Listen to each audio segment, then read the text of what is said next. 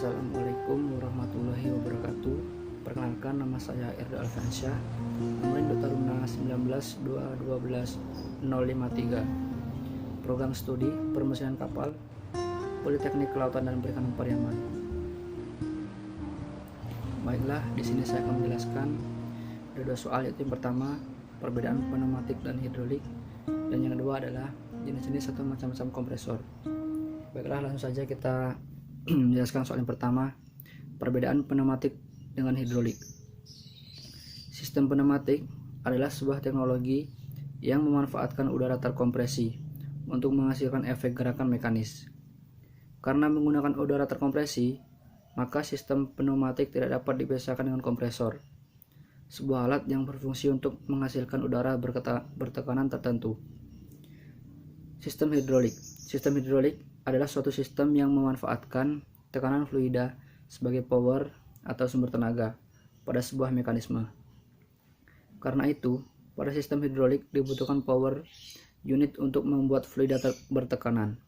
Kemudian, fluida tersebut dialirkan sesuai dengan kebutuhan atau mekanisme yang diinginkan. Baik, selanjutnya soal yang kedua, yaitu jenis-jenis kompresor. Yang pertama, kompresor torak resiprokal atau reciprocating kompresor. Kompresor ini dikenal juga dengan kompresor torak, yang berfungsi untuk mengkompresi udara secara bolak-balik atau gerak resiprokal. Pemasukan udara diatur oleh katup masuk dan dihisap oleh torak yang gerakannya menjauhi katup. Pada saat terjadi penghisapan, tekanan udara dalam silinder mengecil, sehingga udara luar akan masuk ke dalam silinder secara alami. Yang kedua, kompresor torak dua tingkat. Sistem pendingin udara kompresor udara dua tingkat berfungsi untuk menghasilkan tekanan udara yang lebih tinggi dengan dua kali kompresi. Udara masuk akan dikompresi oleh torak pertama, kemudian didinginkan, selanjutnya dimasukkan dalam silinder kedua untuk dikompresi oleh torak kedua sampai pada tekanan yang diinginkan. Pemampatan atau pengompresian udara pada tahap kedua jauh lebih besar. Temperatur udara akan naik selama jadi kompresi, sehingga perlu mengalami kompresi atau proses pendinginan dengan memasang sistem pendingin. Yang ketiga, kompresor diafragma atau diafragma kompresor. Jenis kompresor ini berfungsi untuk menghasilkan udara bertekanan dengan meminimalisir air dalam udara dalam kelompok kompresor torak. Namun letak torak dipisahkan melalui sebuah membran diafragma. Udara yang masuk dan keluar tidak langsung berhubungan dengan bagian-bagian yang bergerak secara resiprokal. Adanya pemisahan ruangan ini, udara akan lebih terjaga dan bebas dari uap air dan pelumas atau oli. Oleh karena itu, kompresor diafragma banyak digunakan pada industri bahan makanan, farmasi, obat-obatan, dan kimia. Yang keempat, kompresor putar atau rotary kompresor. Kompresor rotari berfungsi untuk menghasilkan udara bertekanan rendah.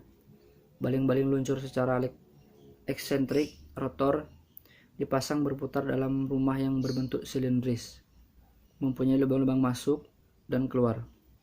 Keuntungan dari kompresor jenis ini adalah mempunyai bentuk yang pendek dan kecil, sehingga menghemat ruangan. Bahkan suaranya tidak berisik dan halus dalam, dapat menghantarkan dan menghasilkan udara secara terus-menerus dengan baik. Yang kelima, kompresor skrup atau screw.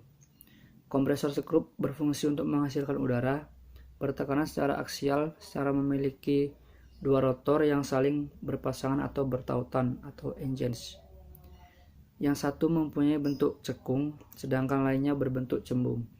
Kedua rotor itu identik dengan sepasang roda gigi helix yang saling bertautan. Jika roda-roda gigi tersebut berbentuk lurus, maka kompresor ini digunakan sebagai pompa hidrolik pada pesawat-pesawat hidrolik. Baiklah, cukup sekian yang bisa saya sampaikan.